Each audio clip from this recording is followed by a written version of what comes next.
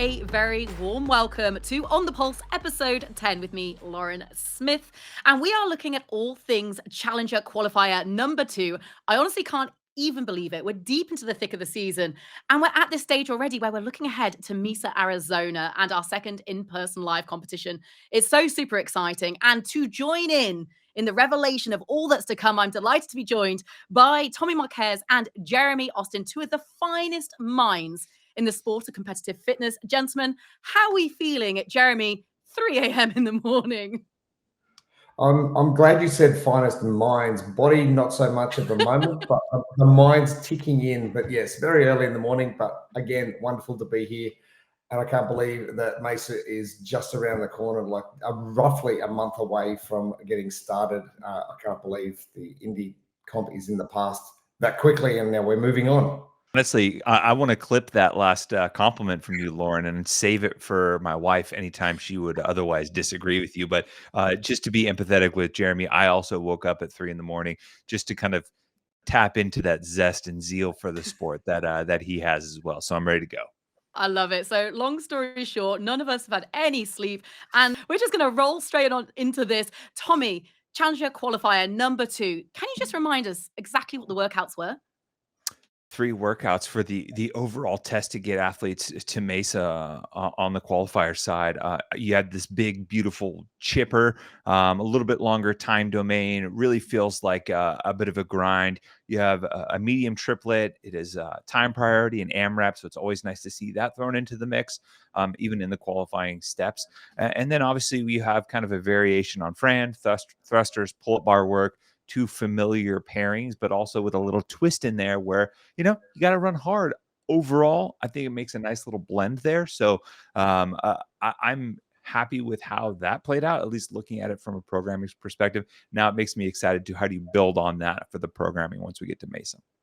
Yeah, 3 spicy little workouts that you could do yourself as an amateur athlete if you really wanted to give it a go as well. But what is interesting is different amounts of athletes have qualified out of Challenger Qualifier 2. On the women's side, your top 11 are going to go on to Mesa, Arizona, and the top 9 men. The next 20 spots for men and women are going to qualify into the Challenger division in Mesa. And there are still, of course, plenty of opportunities to pick up points and to get your name out there to compete on one of the biggest stages that the world of competitive fitness has to offer. But let's start by delving in on the men's side. Jeremy, can you take us through the men's leaderboard just in general? Just in general, yeah, it's great to see some familiar names that we did see in Indianapolis, but the one name that is there right in the center in that 5th position, Mika Liliorg, the Estonian, the 27-year-old who loves nothing more than cycling very heavy barbells from the hang clean position. He is the one to jump into that. Now, we have got a lot of familiar names, as I said, and one guy that potentially could really do some good work coming up in Mesa is Aniol Akai. Yeah, and jumping in on that, I think it's nice to see a lot of return athletes, right? Like, so they got a taste of what the WFP has to offer in Indianapolis and through that first qualifier, and they're back again to try and put their stamp once we get to Arizona and hopefully earn themselves a third ticket to go to Copenhagen to wrap up the year. So these are the top 9 pro men that are going to join our signed pro on the main stage in Mesa. Of course, it being 9 because Colton Mertens secured his bid by winning the Challengers back in Indianapolis. Tommy, what do you make of the returning athletes? Because there's a number on that list. Well, I mean, you look at some of the athletes that have put themselves in a good spot as far as the race for Copenhagen. Because remember, there isn't a qualifying stage after this. Just the top 10 athletes who aren't signed pros will get to go to Copenhagen to compete in that pro division. You have Nick Mathew, Manuel Kai, Colin Bossard, Nate Ackerman, and then Colton Mertens, who technically qualified, I guess per se is the loose term, based on his performance at Tour Stop 1 in Indianapolis. For them, they look at this standing right now and the fact that they're in the pro division, and it's a huge relief because their qualifying for the season is done. And then they can just go out and compete and let their competition performance dictate the rest of the calendar year for them. So it's a huge stepping stone for them, a big sigh of relief. And now we get to see what they have for us in store in Arizona. Jeremy, Nick Mathew, right at the top of that list. Oh, Nick Mathew, the crop top king. He's on fire at the moment. He's done extremely well. He wins the qualifier for tour stop number 2 and finishing with only sub 10 points for the entire 3 qualifiers, with a first, second, and a fifth. And Tommy, you did say, Tom, going into Copenhagen, this is going to be the important stuff. And he's going in as the 3rd highest ranked athlete going into Copenhagen. So I think that having that basis already, I think that's going to take a lot of pressure off him. And as you said, you can just go and compete and throw down and be what it is at the end of the year. I feel like we're on this journey with Nick Mathew. Obviously, not only did we see him in person in Mesa, but there was that incredible series that the Buttery Bros did on behalf of the World Fitness Project that you can find on YouTube, where we experienced Challenger Qualifier 1 with him. And apparently this time around, there was only a couple of redos. Thank heavens, he might be the busiest man in the world. And I got the opportunity to catch up with the crop top king himself a little bit earlier on this week. Nick Mathew, you are a busy man. Thank you so much for finding the time to come and chat to us on the Pulse. How are things going, Mr. I topped the leaderboard on the Challenger Online Qualifier number 2? Yeah, I guess that came a little bit out of nowhere. I wasn't really expecting that too much. Full day of stress leading up, refreshing that leaderboard, seeing if I have to redo things last minute like the first time, and then they made the leaderboard blind, and then that just increased the stress even more.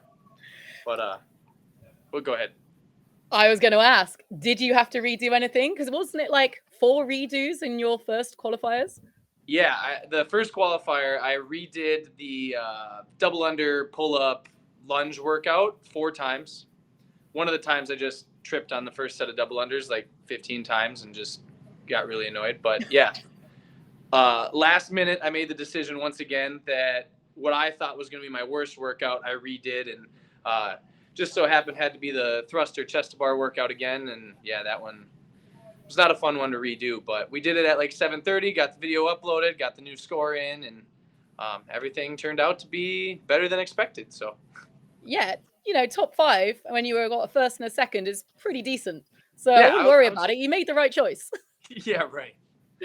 But like, you are juggling so many different things. You're obviously competing on 2 fronts, but you're doing these qualifiers, you're managing an affiliate, and you're trying to fit in these things in between your coaching sessions. I feel like we've been on a journey with you in that regard.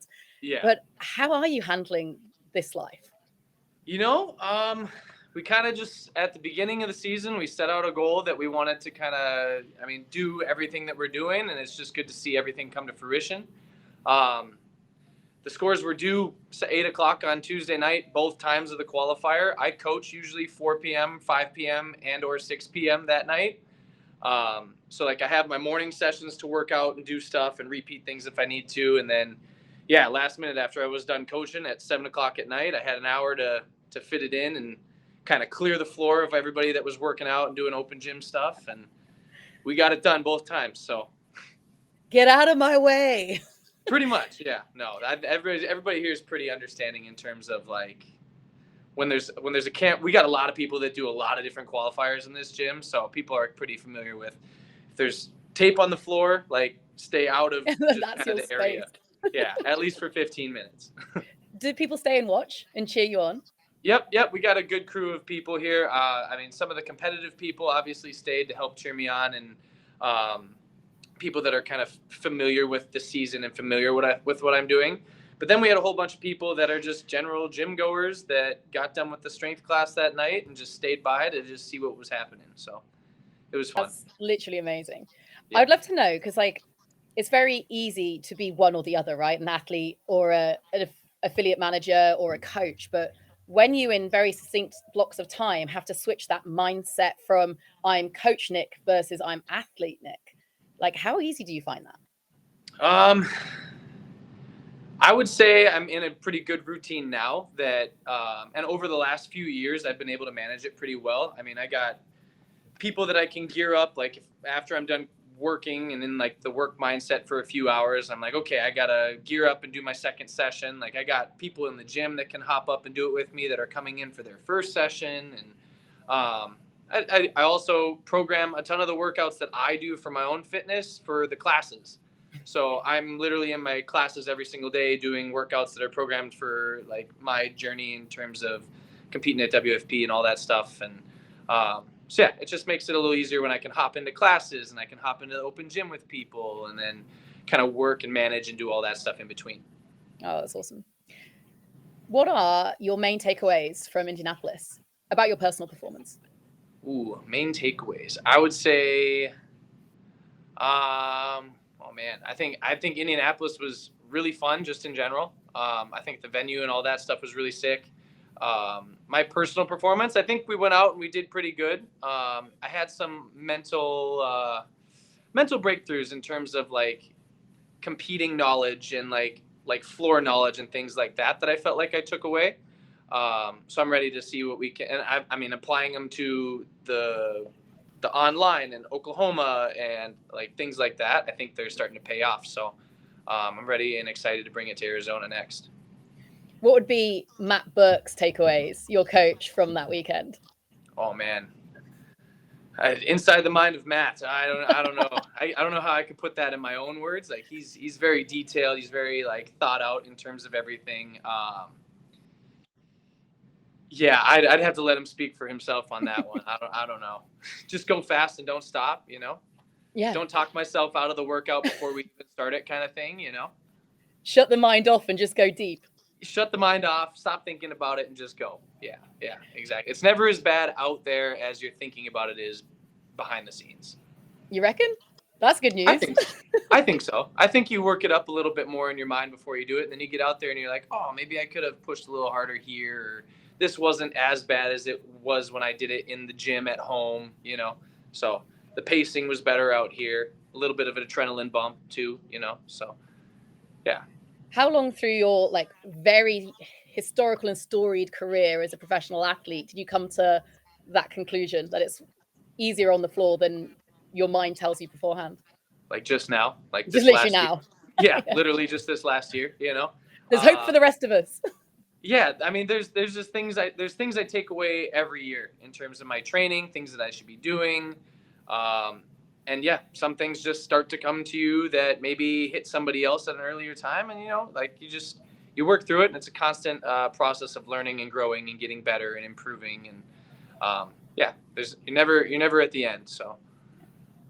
Right. How bad do you want one of these pro contracts? Oh, that's all it's for this year, for sure. We set out with the plan, and that's why we did kind of a YouTube thing a little bit ago saying like this is like one of the most important qualifiers for me was this one. Because if I didn't make Arizona as a pro, now I don't get my pro contract, or essentially depending on points and all that stuff or whatever. But it would have just made the process a whole lot harder, a whole lot more stressful. So now being able to like qualify officially and get there, and then I had enough points from Indianapolis that I'm assuming that I'm going to be able to have enough points to make it to Copenhagen, and then I don't take last place in any competition. I don't bomb out on anything that I feel like I do. So, I mean, I'm pretty confident that pro card's coming. I feel like you're on this really like good momentum run at the moment, having watched you across a couple of competitions, and obviously you're going to go forth to the CrossFit Games and off the back of that to Mesa. Like, how important is confidence in your execution as an athlete? I think confidence is really good. I think just being tuned up at the right times, like sometimes throughout the season, there's like in and out of training because like you just finish a competition and then you take a week and a half off to kind of like chill and relax. And I feel like this year I've done a little bit better with after a competition, I'm not really taking much time off. I'm kind of staying in the groove of things, and it makes it a little bit easier to ramp back up versus like coming all the way down and then trying to go back all the way up. So I feel like I'm on a pretty good run right now of momentum, and I'm feeling good and healthy. And yeah, I guess just excited for the games in 2 weeks, and even more excited for Arizona in like 5 weeks. So wildly fun summer we have ahead. This whole pro card thing, obviously it means so much to so many. It's effectively a financial security to a certain extent. I mean, that when you are having to work, be an athlete, be a family man, like tangibly, what does that actually do to your livelihood and life? A lot. It eliminates a lot of stress in terms of I mean, in one season, you gotta pay to play all the way to the end, and you don't even know if all of it's going to pay off, or you're going to be at a negative balance at the end of the year. Like, having this pro card definitely locks in the financial side, but I also think, like, even more importantly, it elongates the career too. Because, like I said a minute ago, I don't really take last in any workouts or competitions. Like, I usually finish somewhere towards the top half of the field, regardless. And I don't foresee that changing anytime soon, but that kind of allows me to, with the point system, keep accumulating points at all these different events and essentially elongate my career. I mean, I'm going to be 32 this year, so. Just so old.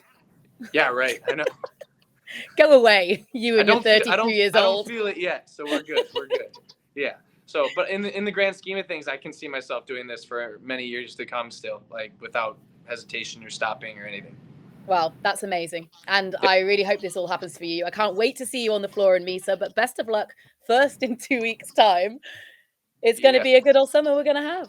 It is. We're just going to keep the ball rolling. Thank you very much. Thank you. Awesome stuff.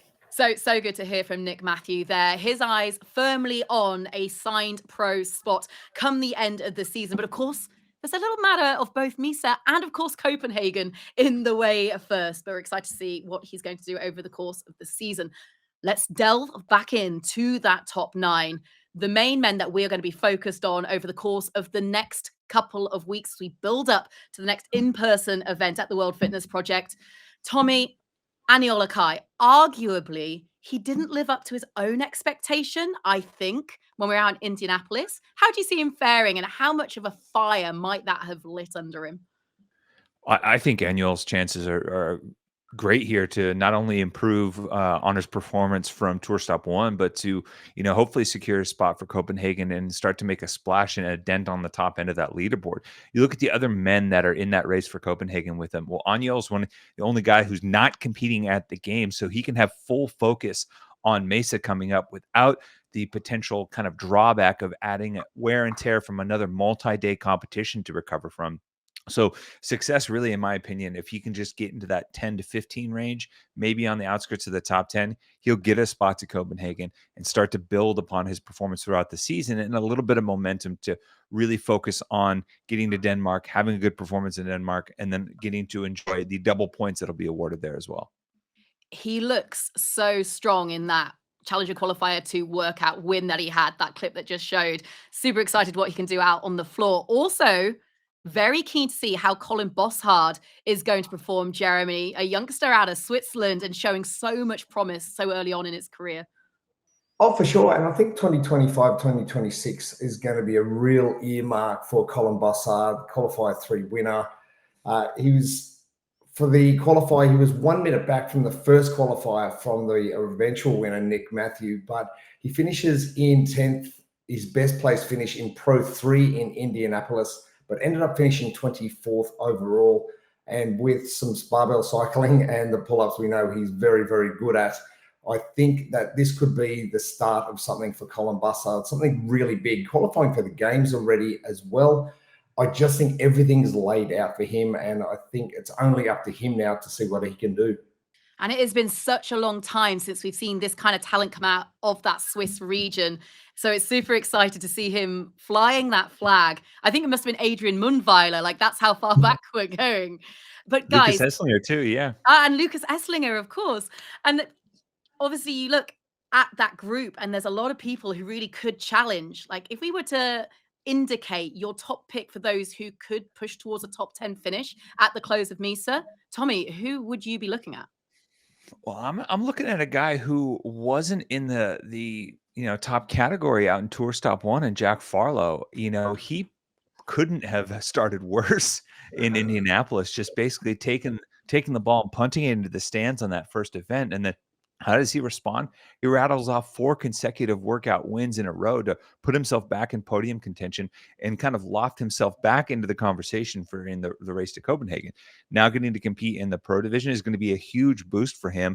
And he can know that at least in some of the events that were more body weight or machine heavy in Indianapolis, where there wasn't that huge of a disparity on loading or skill complexity compared to the pro divisions. He put up competitive times, so he knows he belongs, on the floor with some of the best in the sport, and he can throw down.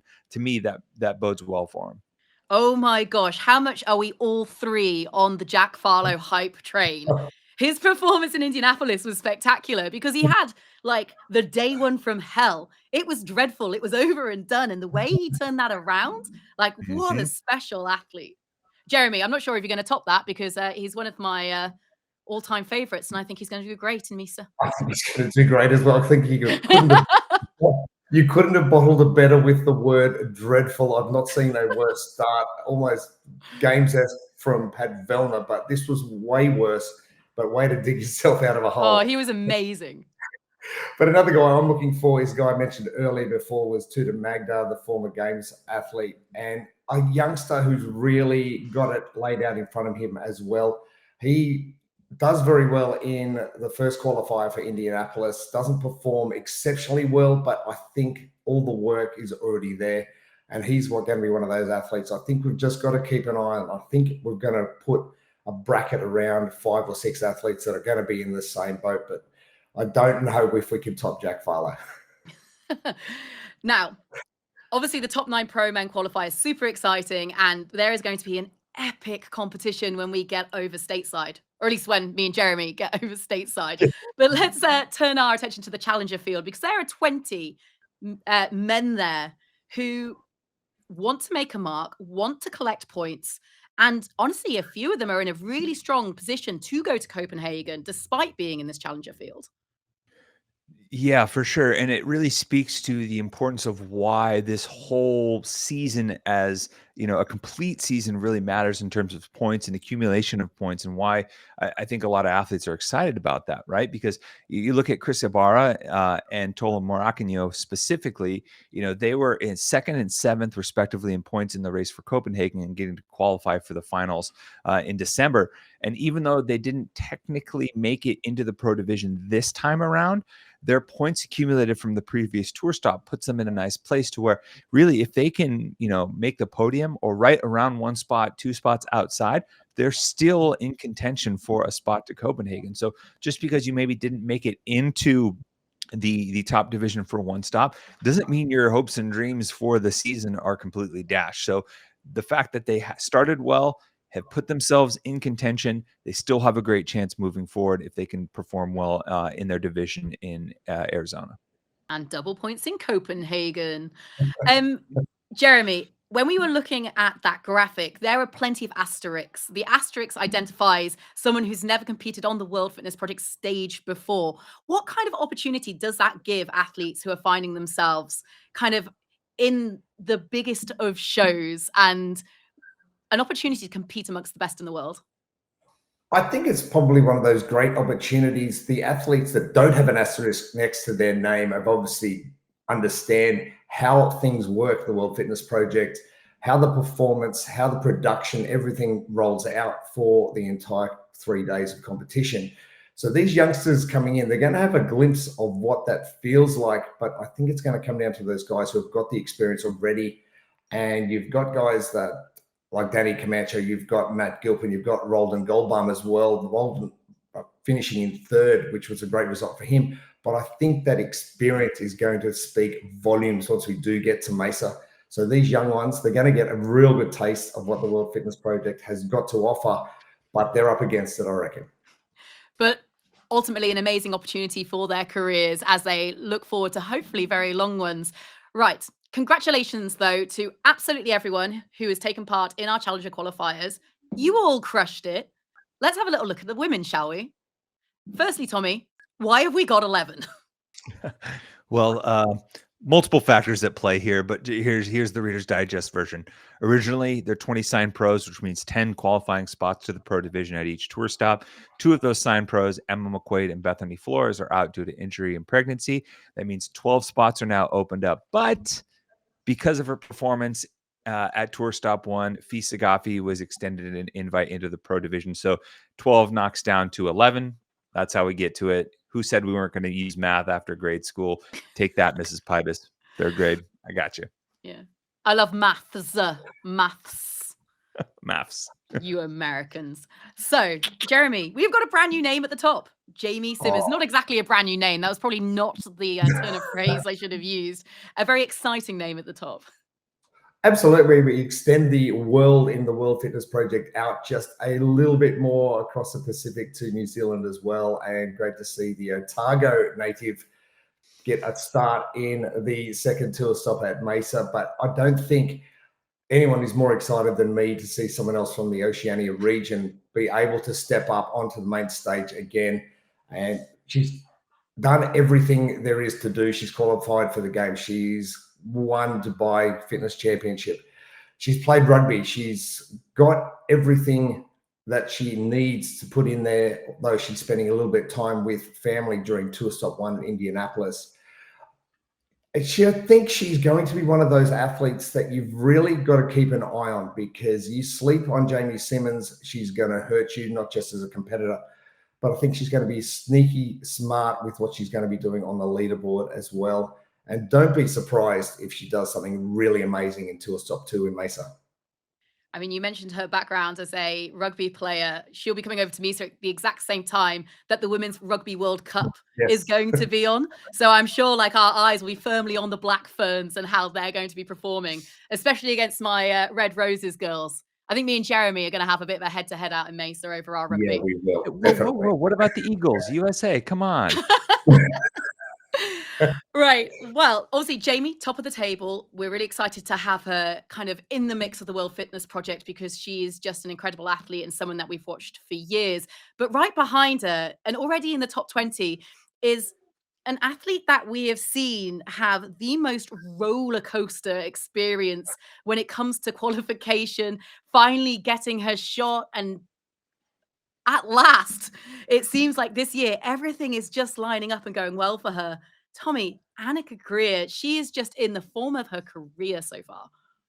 Oh, you said it. I mean, and honestly, I'll take it a step further. If you're a prospective athlete or a young athlete trying to come up in the sport, take a look at Annika Greer's journey, and that will be an important and valuable lesson in perseverance and resolve, because she has continued to push in the face of adversity with moments of brilliance, joined at the hip by just crushing losses to the tune of the last 4 seasons. She's missed out 3 times on an appearance to the games by just 1 placing. In the fourth season year, she was a score submission error. So something that was avoidable, but ultimately just as devastating. And you know what? A lot of people would have let that push themselves down, and she hasn't. She's continued to build her game around absorbing those mistakes and potential near misses to continue to push and grow as an athlete. And the end result of her coming out on the other side of that is now she's going to the games. She's had an excellent performance in the first tour stop. She's 3rd in the race for Copenhagen, 14th in the overall pro card points race. So not only could she see multiple dreams come true in the same year, she has a chance to become one of the first batches of pro card qualifiers if she continues this level of performance throughout the rest of the calendar year. Jeremy, another athlete, young athlete in a not dissimilar situation, coming out of Norway, Oda Lundekvam. She had an amazing debut on the big stage, shall we call it, in Indianapolis. And once again, she's proving just what she could be capable of. We were a bit surprised. Well, I was personally, not that an athlete out of cricket training in Norway was going to do well, but the way she came out and finished in 13th position in Indianapolis, and very similar to what Annika's been able to put out, the resilience, determination, I think that got her there. 3rd in qualifying, and the 24-year-old has got a massive future. Now, the biggest thing for me going back to Indianapolis was the sparkles on the face. Look good, feel good, be good. I will take that on board, as will Tommy. So when you see us with sparkles on our faces first day of the broadcast, you'll know it's all because of you. I mean, speak for yourself. I sparkle naturally, right? I'm like those vampires in that love movie or whatever. What do you call Twilight? Yeah, just got a natural little sheen to me. Oh, all right, Edward. Right. So the beauty of the nature of the World Fitness Project is we get to know these athletes, we get to chat to these athletes, and when we have a new young gun come on and storm the scene like Oda Lundekvam has done, we get an opportunity to catch up with them as well. And she is one very interesting young woman. We can't wait to see her going forward. We caught up earlier in the week. Oda, so great to have you on the pulse. I feel like your year is just getting better and better and better. 13th in Indianapolis, then you've come second in the Challenger Qualifiers. You're battling on two fronts and off to the CrossFit Games. How are you taking all of this in your stride? Well, I'm enjoying this year. I think I've been training a lot, and yeah, it's nice to show off my hard work. I mean, you were doing exactly that. Talk me through the qualifiers. What were your main takeaways from doing those 3 workouts? Well, I actually loved the workouts for the qualifiers. They were really fun. We started doing them on Thursday, and we did 1 workout each day. And I actually got really sick after doing the workout number 1 on Saturday. So I just did them once, but I feel like I managed to get out what I'm good for at the first try. So that was really nice. I'm really grateful for that because it was painful workouts. So it was great to just have to do them once. Okay, talk me through that workout one, the 20-minute time cap, the rows, GHD sit-ups, and then your dumbbell clean and jerks. Like, you took away the event win there. What is it about that kind of workout that suits you so well? I think it was a long grind. And also, I think I'm really good at dumbbell movements. Like a heavy dumbbell, that's kind of my jam. And like just keeping it going. Like when it gets tough, just 1 rep at a time, keeping it going. And I'm also really good at rowing. So when I knew when I got back to the rower, I just had to push what I got there. So yeah. Amazing. Yeah, thank you. Right. Indianapolis. I'm going to say people probably have seen you a little bit in competition before, but in Indianapolis, you didn't just come to make up numbers. You pushed some really established athletes. And in the final 2 days, there were 4 top 10 finishes. You know, what did you want people to remember about you from that? And why should they be nervous as we head into Mesa? I think I'm very capable of being in the top 20. So I think I can push for a pro card for next year. And I think it's just really great to compete in this environment where it's a lot of great athletes, as you said. So, yeah. What are your memories of that final event where you took 4th? Oh, that was a fun event. I was really nervous before that for the overhead walking lunges. But I think I kept calm and just, yeah, it was just really fun and pushing with the Krieger girls and everything. So, yeah, it was really fun in Indianapolis. I enjoyed it a lot. So you call them the Krieger girls, you guys out of CrossFit Oslo. Obviously, you're all training together every day. You're all kind of being mentored by Kristen Holter, one of the greatest that the sport has ever seen. What is so special about what you have going on there? Because from the outside looking in, you just seem like an unstoppable force. We have a great training environment. I feel like there's a lot of people like coming to the gym at the same time, maybe not doing the exact same thing, but people are doing like variation of the same stuff and just like pushing with so many good athletes that are like also there to be good. It's just a really good environment. And also like in the afternoon, we usually do the intervals together. And I don't think there's any way to get better than like pushing with people that are so good. So it's a big group of really good athletes at CrossFit Oslo right now. And I think everyone is following Krieger. So I think the results speak for itself. I think Krieger is a really good program.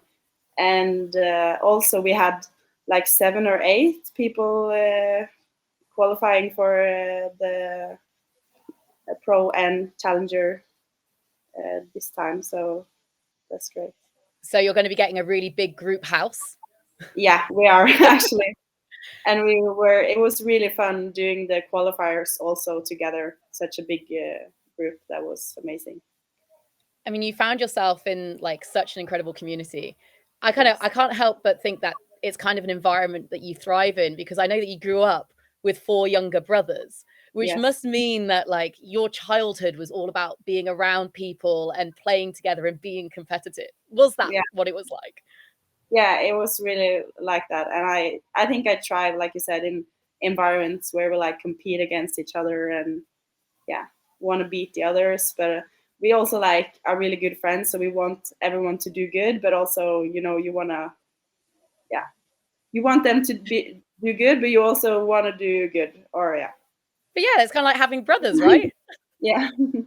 It's kind of like, I want you guys to do well. I love you, you're my family, but at the same time, I also want to beat you with every inch of my being. Yeah, it's just like that. What was your upbringing like? Because you were out and about every single day doing outdoor activities. Then you found handball. Like, in terms of like a base for your fitness to come from, it must have been unbelievable. Yeah, I think handball is a really good sport for like, you do a lot of intervals when you play handball, and you also get a really explosive and strong. So I think it's a really good background for CrossFit actually. And also, as you said, I've been doing a lot of hikes and playing outdoor, and Not too bad of a way to grow up. No. Oda, as we look ahead to Mesa, what are you hoping for? Did you feel there was anything that you needed to work on as we moved into the next World Fitness Project tour stop? And what do you want out of it? What does success look like? I feel like success look like doing my best and to perform what I know I'm capable of doing. So I know I will be really proud of myself if I feel like I've done everything I could. And what else did you say? Yeah, well, what does success look like? And what did you feel you needed to do in between those two tour stops to allow that to happen? I mean, I'm just training on my weaknesses as usual, and yeah. Just got to keep on training. Yeah. Daily grind. I think it's what you do best, the daily grind and grinding in general, and seeing through some really big weekends in fields that are crazy deep. And it's so exciting to see you just get better and better. So Thank you. We're very excited to see you in Mesa. Thank you. From the cold mountains of Norway, our next Challenger Qualifier winner was the cold mountains of Scotland. Tommy Marquez, Jen Muir, she took the Challenger Qualifier, the Challenger division when we were out in Indianapolis, and she is proving to be one to watch. Yeah, and she's someone that's really kind of gaining steam as the calendar year goes along. She started 2025 at Wodapalooza, just sneaks into the top 20 there. Then during the first Tour Stop 1 qualifier, she misses out on the pro division, has to go to the Challenger division in Indianapolis. But in between that, she qualifies for the very first games. So she's going to get to go do that at the beginning of August in just a few weeks.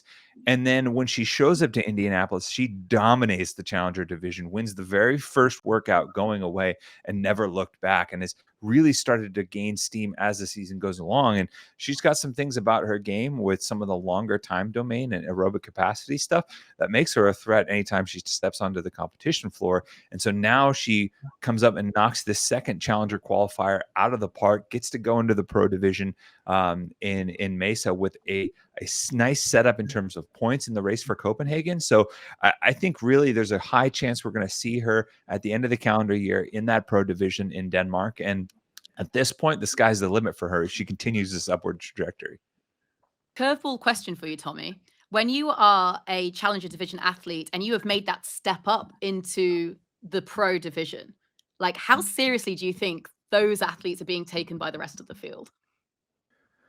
Well, I think the nature of competition is such that like you kind of keep your eye on everybody, because development and the fluctuations of competition means that new names are showing up and having a real impact very, very quickly. A couple of years ago, the athletes like, Lexi Neely or, even Amy Kringle weren't necessarily those upper echelon athletes, but now they're up there, winning events, performing very well, putting themselves consistently in the elite divisions of competitions all over the globe.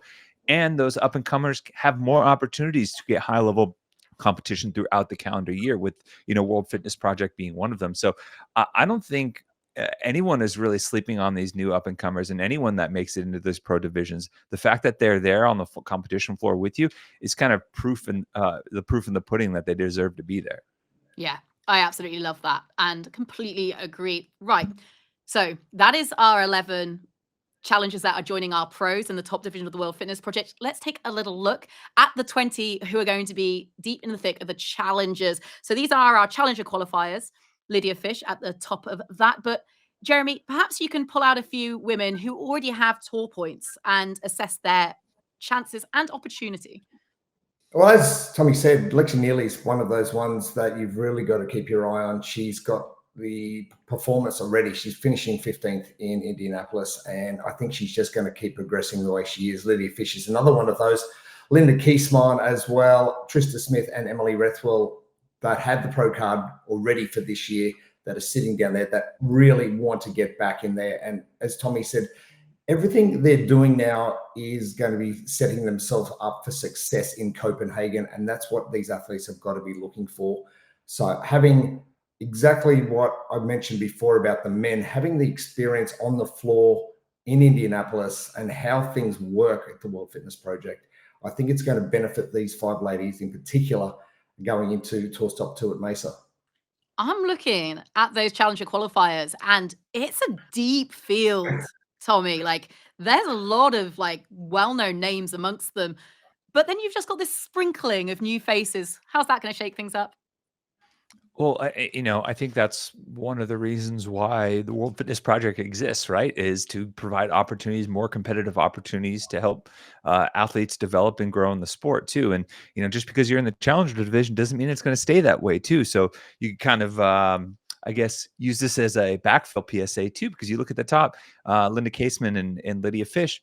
Who knows? 2 more pro spots might open up by the time we get to Mesa, and because they're already going to be there for the Challenger division, the backfill process is nice and easy there. So you get the engine warm, and similar to Sydney Mikulishin at the last tour stop, hey, she's ready to go. She takes advantage of the opportunity and sets herself up nicely in the pro division, and that goes for pretty much every woman in the Challenger division from here on out. So it's something to keep you motivated and keep you focused on as the season moves.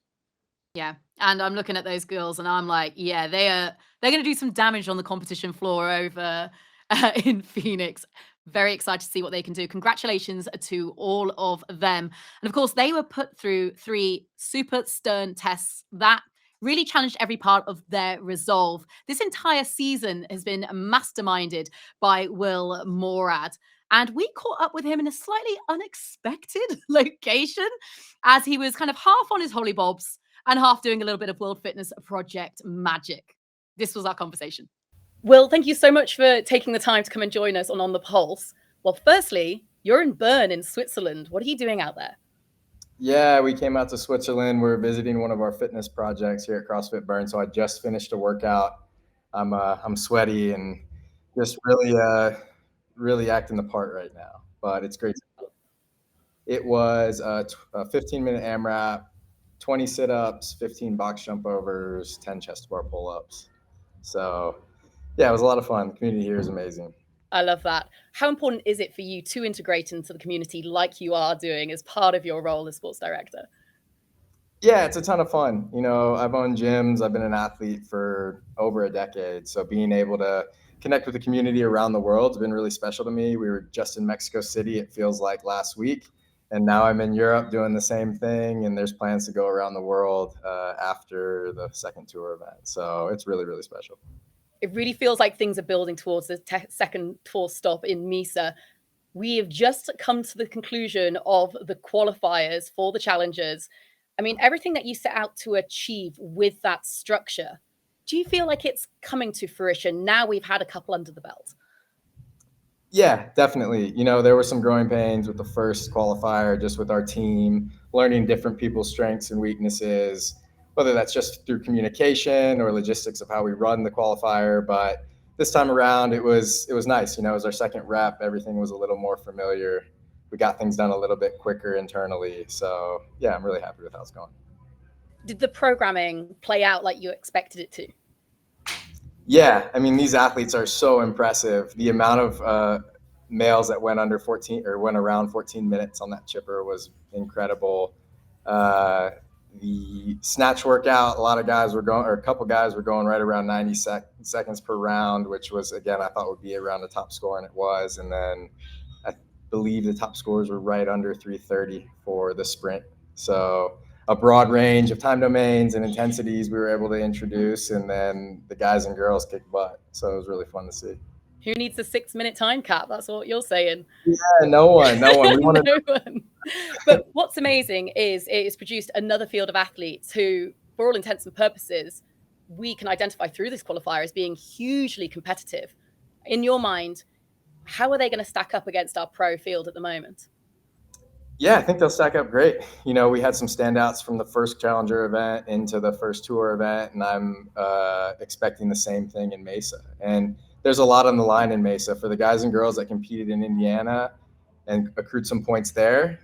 This is their last chance to really put some points on the board and earn a spot to Copenhagen, and then fight for a pro card for 2026. So the events for this qualifier were just a little bit more advanced, a few more skills. And I think we put the right athletes through to Mesa, and I'm really looking forward to workouts there. It's going to be fun to watch all these athletes race. Oh, that smile makes me very nervous for our guys who are going to take the floor. No. It's going to be amazing. It's going to be another great event.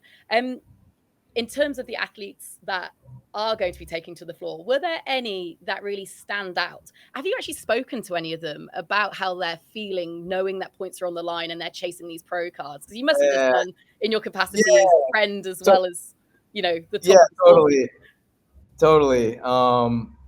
That's the good and bad side of being friends with a lot of these athletes. They all got my phone number. So I got a ton of messages throughout the qualifier, just, asking questions and things like that. And I was happy to answer the majority of them. But yeah, a lot of people stood out. I'd say Jamie Green, she did the first qualifier, elected not to come to the first tour, and then came out and kicked butt in this one. So it was great to see her do that. I know she's a well-known name in the space, but it's always good to see her come out and prove herself again in a really deep field. And then Nick Mathew, start at the top and work your way down. He's competed a lot this year and continues to excel and get a little bit better. And it was just really impressive to see what he did there.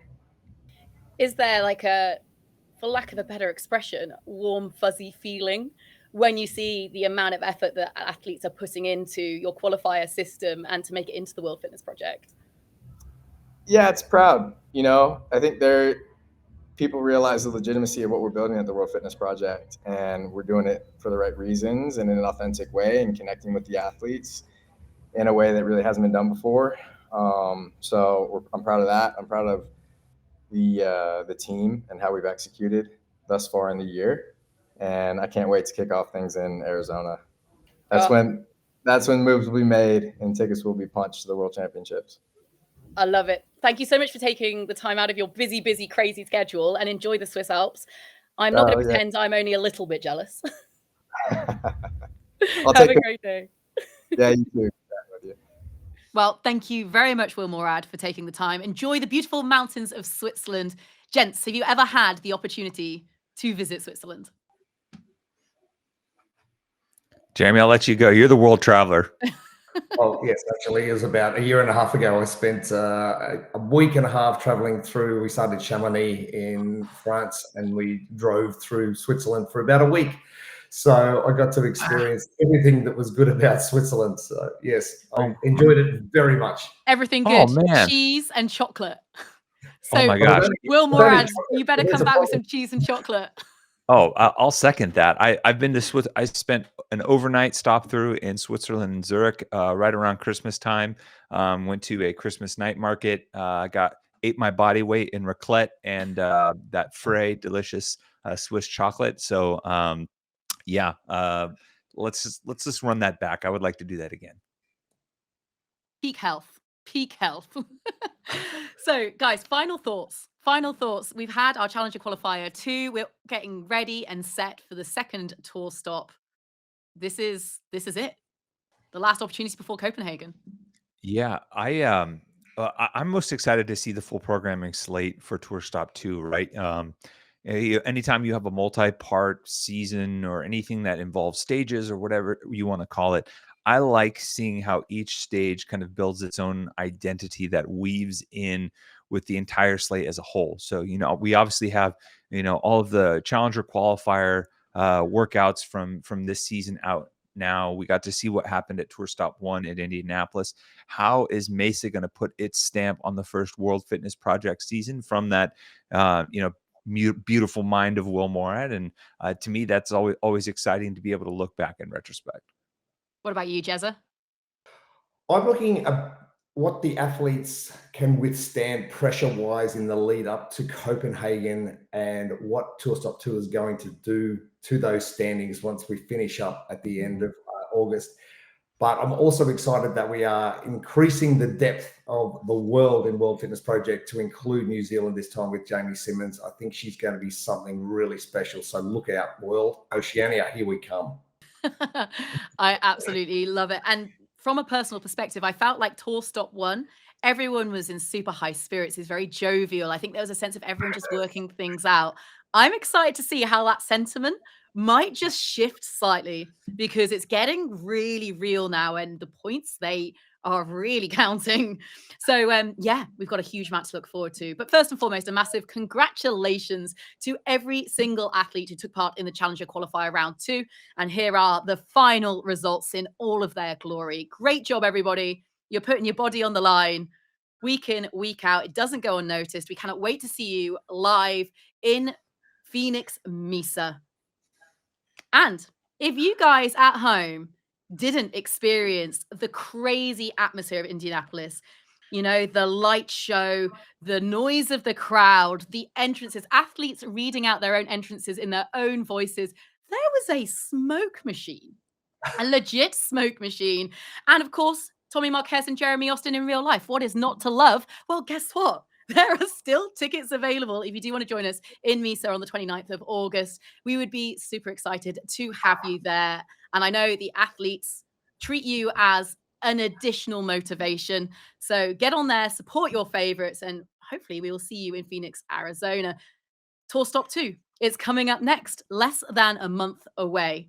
And this was On the Pulse. And we will see you as we preview Mesa in a couple of weeks' time. Bye.